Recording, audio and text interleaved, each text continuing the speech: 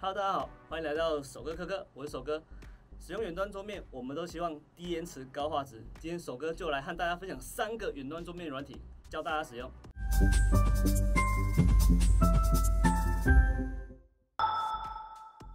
第一个是 Windows 内建，也是最容易取得、不用特别安装的远端桌面软体，它叫远端桌面连线。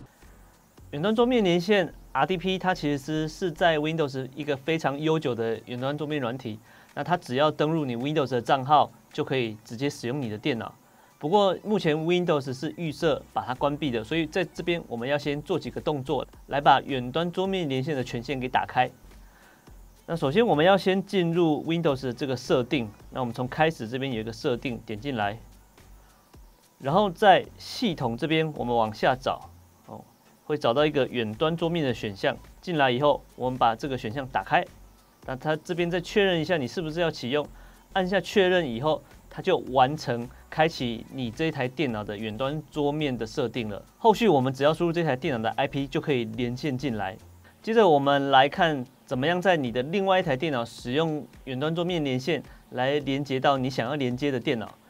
在 Windows 这边一样，从搜寻这边我们搜寻远端桌面，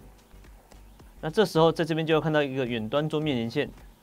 打开，然后在电脑这个地方输入你的电脑的名称或者是 IP 位置，按下连线，这样子它就可以连线到你想要连线的那台电脑了。第二个是，如果你有在使用 Chrome 浏览器的话，都可以很方便取得使用的 Chrome 远端桌面连线。这个软体同样是免费的，而且你只要在你想要被控制的电脑以及另外一台要操作的电脑安装一个小程式，就可以开始进行远端桌面连线。在2台电脑都安装好 Google Chrome 远端桌面连线以后，首哥就来告诉大家要怎么样设定才可以获得最稳定又最高画质的连线品质。首先，我们如果安装好以后，在画面上会看到你的另外一台电脑，那我们点选这个来进行连线。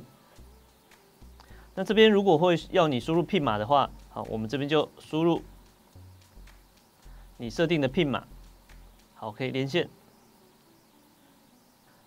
那连上电脑以后，第一件事情我们先来看右边这边有一个设定，这边有一个叫视讯转码器。如果你的电脑没有太旧的话，首哥建议你这个视讯转码器下拉选 AV1 这个转码器，同时在这个画面更新率上限选择45个影格数。那如果说你要玩游戏的话 ，Chrome 它目前支援最高60个影格数，但如果说你是工作，首哥建议30个影格数就已经绰绰有余了。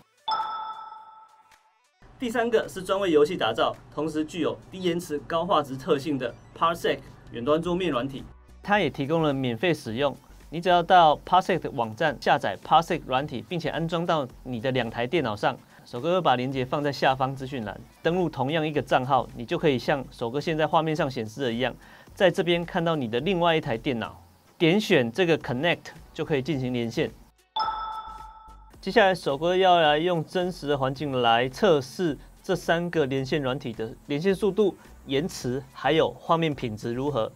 为了让这个测试可以更接近真实状况，首哥先透过手机网路连接到办公室的固定网路来模拟从家中连回办公室的真实情境。那在整个网路的品质上面呢，首哥是透过 Speed Test 来进行测试。手机端也就是家里的延迟大概是15毫秒，那公司端的网路延迟大概是24毫秒。加总起来，整个网路的延迟约40毫秒，也就是 0.04秒。那我们要怎么实测呢？那首哥这边呢，会先把一台电脑透过手机的网路，然后连线到公司，也就是公司的固网。那透过这样的方式，我们来模拟真实的从家中连线到公司的这个使用情境。那在画面更新速度的比较上，首先首哥会先将2台电脑都透过网路校时的软体，让时间一致。然后再透过萤幕录影的方式，以每秒60格的速度录制萤幕画面。最后，我们再透过影片播放软体，一格一格的来看画面每一格的更新。那我们再来比较说2台电脑，它的时间差是多少？那透过这个时间差，我们就可以计算说，从远端的这台电脑画面传输到我这台电脑的时候，中间会有多少的延迟。好，在经过了一连串的看片、比较和统整之后，现在结果出来了，首哥就来带大家看看到底这3个谁的效率最好。在这个测试呢，首哥把画面分为3种，一种是画面不大会更新的静态画面，接下来是大家最常用的浏览网页或者是一般的文书处理，最后再来一个是播放影片这种需要大范围画面变动的情境。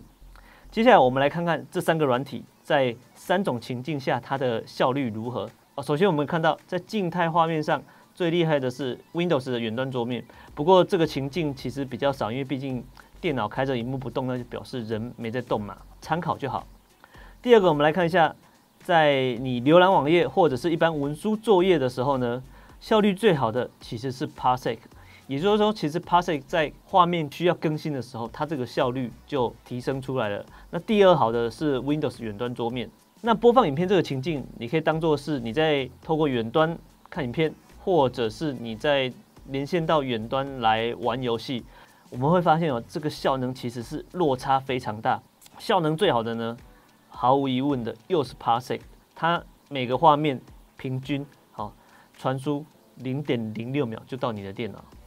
那 Chrome 远端桌面和 Windows 远端桌面呢，它们的流畅度就没有那么好了，分别是0.184秒跟0.118秒。那这个速度其实不大能玩游戏，你大概只能玩一些更新率比较低的，或者是那种比较不着重速度的一些比如说 RPG 游戏。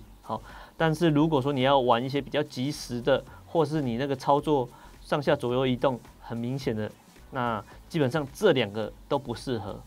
好，在看完以上3个比较之后，会发现其实 Parsec 的整体效率是远胜于其他2个的。所以，如果你自己平常就有这个远端桌面连线的需求，但是不一定要连回公司，只是要连回你自己的电脑的话，首哥建议 Parsec 是一个很不错的选择。但是，如果你平常就有一些需要频繁传档在2台电脑之间传送档案的需求的话，那 Windows 的远端桌面它整合的最好。那至于 Chrome 远端桌面，那它就是介于2者之间，没有特别突出，但是也没有特别不好用。不过它也是有一些剪贴簿的功能啦，它就只限于文字剪贴，没有办法做这个档案传输的剪贴。Parsec 的部分呢，它对剪贴簿的资源是没有它不支援剪贴簿的功能，所以如果你有传输档案的需求的话，在 Parsec 上你可能就要搭配其他的档案传输机制，例如 Sendfile 等等的方式来传送档案。